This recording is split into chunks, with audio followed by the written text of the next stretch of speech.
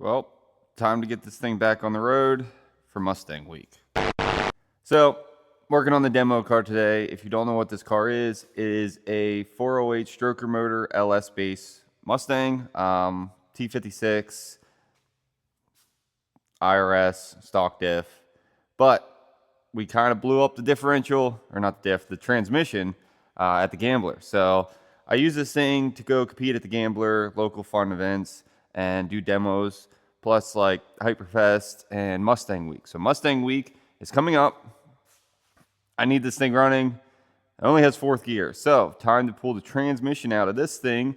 And then I'm going to actually steal a transmission from my crew chief, Eric from Maryland Motorworks. He's going to throw, or I'm going to throw his transmission in here just so we can go do Mustang Week. And then later on, probably in the off season, we'll rebuild this T56, probably upgrade the gears, do some stuff like that so I don't keep blowing up transmissions. Luckily, this is the first trans this has ever blown up. So been in that car since, 2021? Not this exact car, that car, when it was, long story. That used to have this setup in it, and then FD came along, and we went full-blown race car with that one. But, yeah, today, pulling the trans out. Just going to pull the trans out, and then maybe go mess with some sim stuff, since I got some new Sim Magic stuff. So, yeah, watch me struggle pulling the trans out of this thing.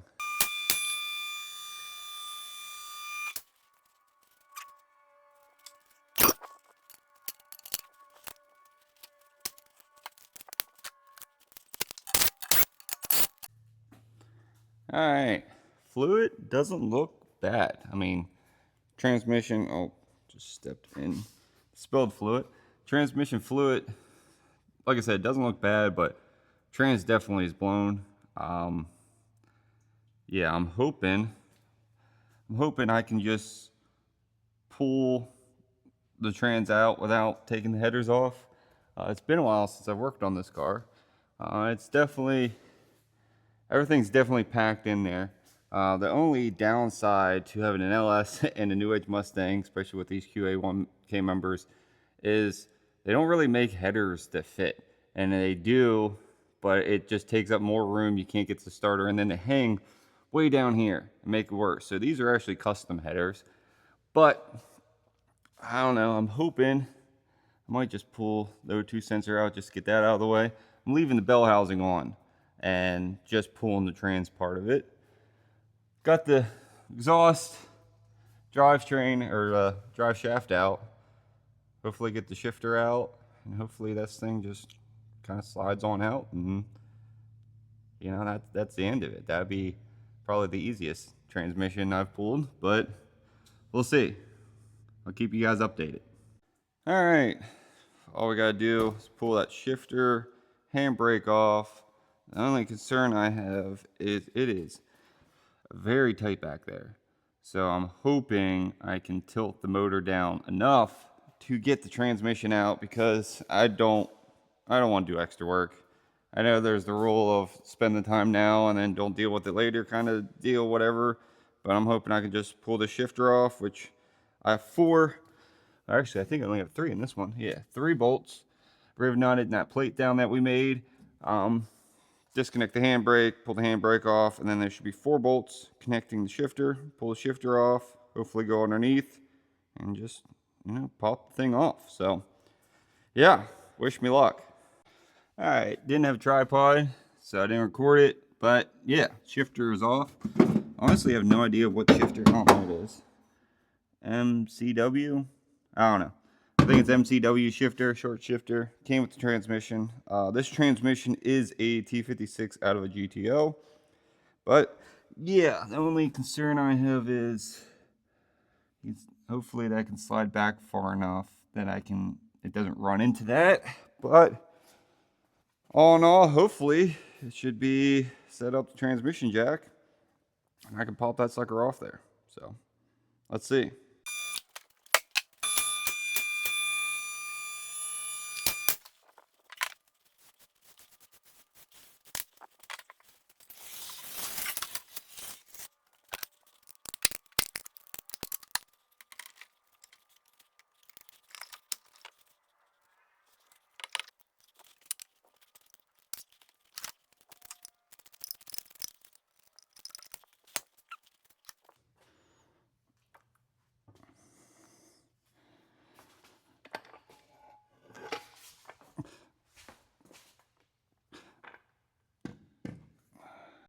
All right, back in the shop. Been a couple of days. I pulled the old trans, got to modify the new trans. Just got to cut some brackets off just so it fits. But I found something that I wanted to show you guys. So if you have a T56 and you have a weird clutch pedal and it feels weird and feels like it goes out every once in a while and you're starting to lose fluid and you can't find the leak, well, I found a crazy leak on mine. So the leak I found, let me turn the light on. This is my remote bleeder. So clutch line remote bleeder. As you can see, oh, if my light didn't die, in between the crimp and the fitting. Yeah, light's dead. Anyways, in between the crimp and the fitting, it was actually leaking. It was kind of wild. I didn't think that would be where my leak was. It felt weird with my other clutch, and I thought it was the throw-out bearing or the release bearing, however you want to call it. I thought it was that, so I replaced the whole clutch and release bearing, and just all year it hasn't felt right. And it seemed like if it sat for more than a week, I had to bleed it again. So it didn't lose that much fluid, but I think it just sucks air in. But yeah, I mean, I never thought it would be around the crimp that it would leak, and it's not right away. Like, I would cleaned it all up, it was fine. I let it sit for a day, and then it started seeing the fluid come out. So yeah, leaks aren't always just like right in front of your face. You might have to just let it sit for a little bit and check it out the next day. But I'm kind of glad that I did pull the trans because I wasn't even really looking for leaks. I'm just like, oh, I'll clean it up. There's some fluid here. And then when I went to go kind of mess with it today, I noticed a leak. So yeah, that's something you guys might want to check out on your T56 if you have a weird like clutch feel after a little bit. So yeah, not gonna put the trans in today, but you know, for you guys, I'm just gonna cut to the video of me actually putting the trans in probably later this week. All right, I wasn't gonna record this. I was just gonna cut to like trans going in car, but I am actually, let's see if I can turn this camera around. Hold on. I'm actually just going to replace the end. So I cut this off. It was leaking in between. Here, let me lay it down. It's leaking in between the crimp and the fitting. So, Fragola, on Summit Racing, you can get fittings to make brake lines. So on the FD car, I personally made all the brake lines on that with the dry brakes and whole nine. It's actually super simple. I'm gonna explain it. I'm not gonna show it. There's not a tutorial, but all it is a collar. You round that back out by just crushing it with player pliers. Pull braid it back. You got this thing called an olive. You shove that over the clear tube in there till it bottoms out. There's like a ledge. It's gonna be hard to see. There's a ledge in there. So you shove that in there until it bottoms out. And you literally just shove this on and tighten it down. Super simple. So luckily I have spare fittings and stuff like that for the FD car in case I need to make a line or a fitting like this is leaking. So yeah, gonna make this real quick and then we should be up and rolling putting the trans in. Like I said, I'm not gonna do that today. I actually have to get the FD car ready. That'll be a different video. I'm gonna do all the body work because I'm going to Eric's Maryland Motor Works on Wednesday to get that car ready to possibly go testing. But yeah, like I said, in this video, you're gonna cut to me putting the trans back in the car. Okay, we're back in the shop. Demo car, getting it ready for Mustang week. Got the new trans. Kind of forget what all I recorded. It's been, oh man, over a week since I pulled the trans and got the new trans. So we're gonna go over today what all I need to do to the transmission to make it fit in the car, and then hopefully put it in and then take it for a test drive. Once we test drive it, then it's just gonna be getting wheels cleaned up and the trailer ready to head down to North Carolina for Mustang week. So yeah, like I said, don't know what all I recorded, so let's get back to work, putting the trans back in the car. So things we need to do to put the new trans, which is this one, back in the car. If you can see, I want to say this is a reverse lockout for the T56. I'm unsure, but blocked it off on the old trans. And then if you look on the side here, forget which side, on the side, passenger side, I have to clearance these little tabs, and then it looks like I cut that ear off. So cut those ears off, clearance that, remove this plug over to that one, and then she should be ready to go back in. The guy sold it to me with fluid in the transmission, so I'm gonna have to drain it and then put all fresh in. So yeah, follow along. We're gonna get that thing ready to put back in the car, and hopefully it's not blown up because I bought it from some random dude online.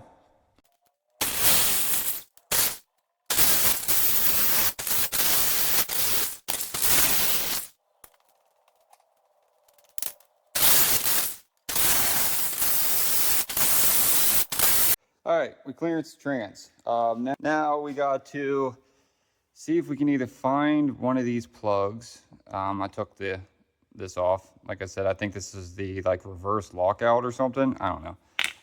Got to find one of these plugs or take this plug out. And then I realized, I don't know what this is.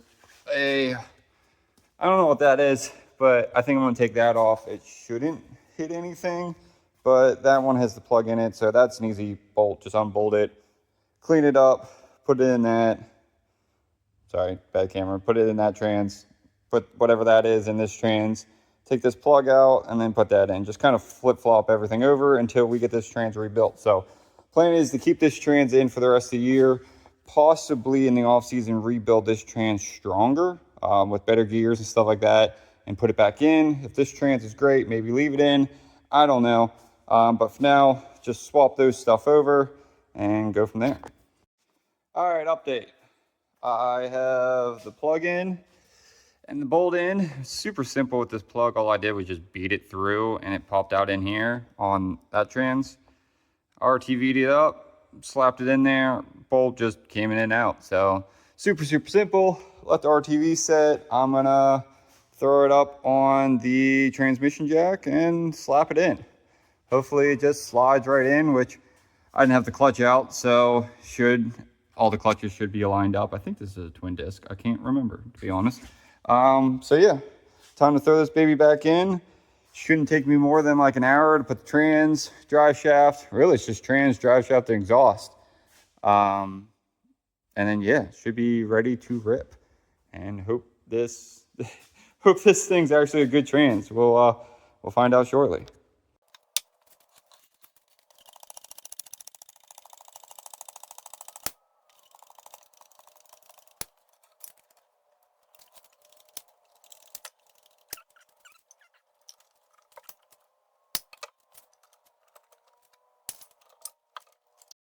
All right, found something, which is not the best. If you look up in here, these threads where the release bearing bolts onto are absolutely junk. So I have different bolts that are a little longer. I'm gonna run over here and grab them, and see if they work any better, and see if I can't just thread them in without the release bearing on there so I can actually get it lined up square. See if I can fix the threads. That's gonna suck if that doesn't work. So okay, took some finesse, new bolts, and I found a die or a tap, excuse me. Now they thread in nice, so they go in all the way, hand tight, all the way in, all the way out, both of these. So crisis averted. That took way longer than I thought. I thought the trans would be in by now, but as you can see, the first like 2 or 3 threads are messed up. I just ran the tap through there, cleaned up those first couple threads, and then after that, it's good. So maybe it's just this trans was sitting outside for a while. Maybe it just had some corrosion in there, but all in all, got her fixed. Probably not gonna record it, but I'm gonna slam this trans in here, put the drive shaft and everything on, and the next video will probably be me test driving it and hoping this trans is actually, halfway decent.